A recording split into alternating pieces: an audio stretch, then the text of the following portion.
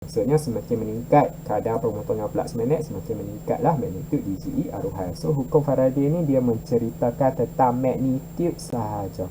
Magnitude maksudnya nilai voltan dia lah ataupun arus dia ampere. Dia tidak menceritakan arah arus aruhan tu macam mana.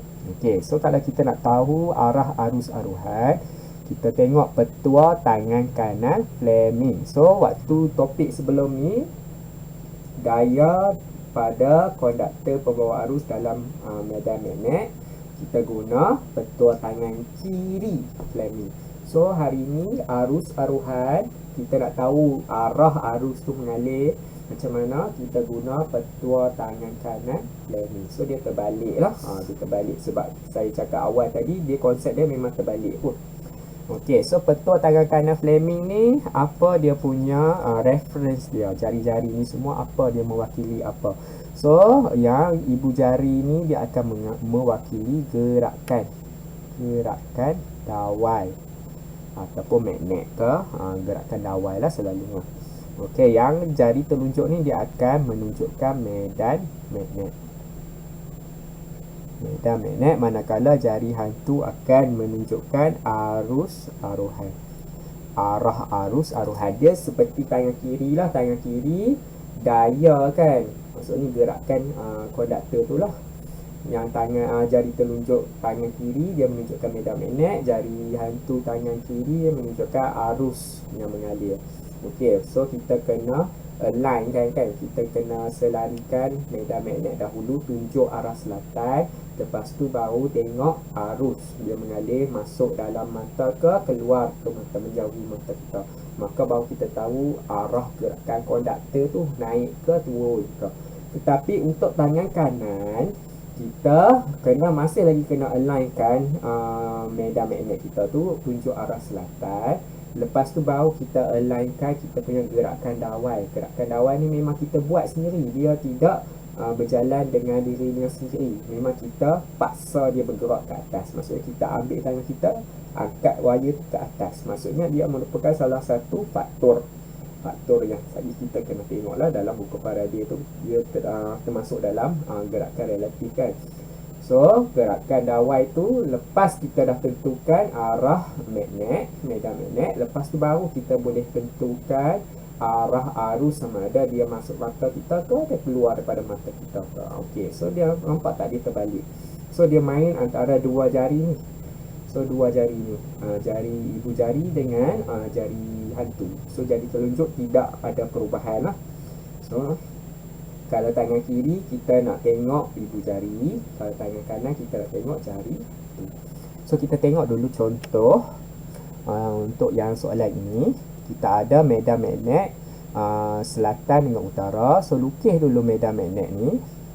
Okey, medan magnet dari utara ke selatan. Lepas tu daya gerakan relatif konduktor ke atas.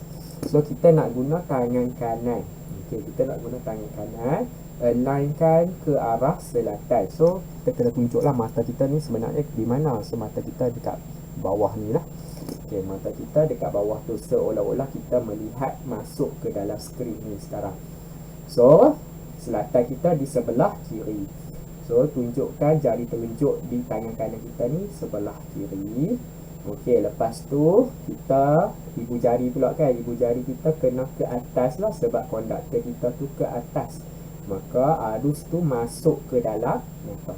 Masuk ke dalam mata. So kita lukislah arah arus adalah masuk ke dalam mata, keluar dan masuk balik ke dalam konduktor. Sebab yang ni adalah satu litar yang lengkap, maka dia ada arus aruhan. So arah pesongan galvanometer macam mana? Galvanometer dia kena terbalik lah. Kalau arus ni ke kanan kan, dia daripada kiri ke kanan, maka galvanometer kena terbalik lah, kiri ke kanan ke kiri, sebab galvanometer menunjukkan arah elektron. Manakala yang kita guna tangan kanan Fleming ni arah arus, dia bukan elektron. So jangan confuse lah, jangan follow elektron itu, jangan follow arus. Untuk galvanometer kena terbalik daripada arah arus. Okey, kita tengok contoh yang kedua. Okey, utara ke selatan. Lepas tu dekat sini dia buat bukan konduktor yang bergerak tetapi magnet yang bergerak. Sama juga. Okey, kalau kita nak tengok dari sini, walaupun kita kata ibu jari tu adalah arah konduktor kan, maka walaupun dekat sini soalan kata magnet yang bergerak ke bawah, tetapi sebenarnya relatively speaking kita katakan konduktor tu telah bergerak ke atas lah.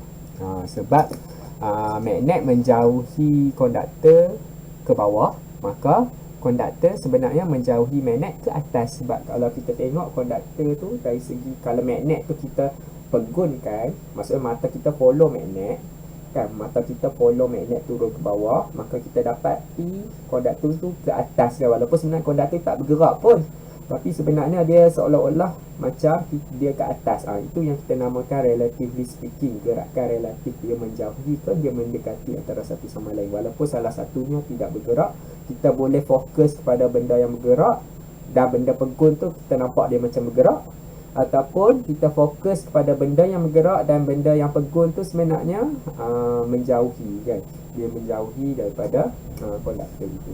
So dekat sini, walaupun magnet tu bergerak ke bawah, tapi sebenarnya konduktor tu walaupun dia pegun, dia seolah-olah ke atas lah. So kalau kita nak guna kita punya tangan kanan planning kita, ibu jari mesti tunjuk arah konduktor lah, jangan ikut arah magnet. So arah konduktor kita seolah-olah ke atas, medan magnet kita kena align dulu, tunjuk selatan, maka arus masuk ke dalam mata. So masuk ke dalam mata, simbol dia adalah dot. Okey, simbol dia dot lah. Kalau dia masuk ke dalam skrin, pangkah.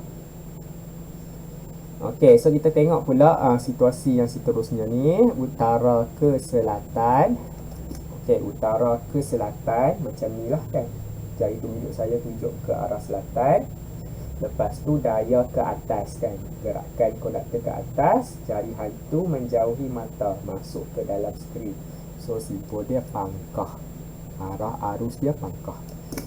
Okey, so yang seterusnya utara ke selatan. So align dulu utara ke selatan, jari telunjuk ke selatan. Lepas tu daya kita, ibu jari kita ni kena pusing ke bawah sebab konduktor kita ke bawah. Maka kita dapati kita punya jari hantu kita cucuk masuk dalam mata kita. Maka simbolnya adalah dot. Okey. Soalan seterusnya, utara ke selatan, align kan.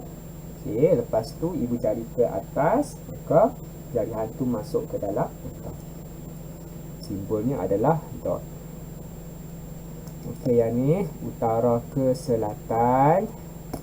Utara ke selatan, lepas tu ibu jari ke bawah, pusingkan ibu jari ke bawah, yang ni kekalkan selatan, dan kita dapati jari hantu menjauhi masuk ke dalam skrin. So simbolnya pangkah. Okey, so yang ni utara ke selatan, jari telunjuk saya ke bawah. Lepas tu ibu jari ni sekarang ni perlu ke kanan, pusingkan ke kanan. So bila kita pusingkan ke kanan, kita dapati kita punya jari hantu saya ni memasuki ke dalam skrin, menjauhi mata memasuki ke dalam skrin. So simbolnya pangkah lah. Untuk yang ni utara ke selatan, utara ke selatan, ibu jari ke kiri, jari hantu masuk ke mata. So simbolnya dot. Okey, utara ke selatan, utara ke selatan, ibu jari kena ke kanan. So saya dapati kalau tak mau buat bengkok sepenuhnya pun tak apa, kita tahu jari hantu ni dia masuk ke dalam mata. So jangan paksalah tangan tu untuk bengkok bagi betul-betul kan, bagi betul-betul masuk ke dalam mata, tak apa. Kita dah tahulah kalau dia jari kanan kita ni masuk, jari hantu tu masuk, maka kita tahu jari ibu jari ni ke kanan, dia akan keluar lah, masuk ke dalam mata.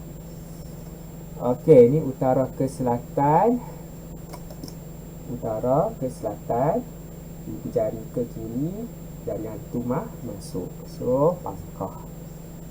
Okey, so cara dia lebih kurang sama macam tangan kiri, cuma tangan kiri kita align magnet, lepas tu baru arus, dan ibu jari kita tentukan paling akhir. Untuk tangan kanan, magnet dahulu, ibu jari pula. Lepas tu barulah kita tengok jari hantu yang terakhir. Okey, so yang tu adalah petua tangan kanan Fleming.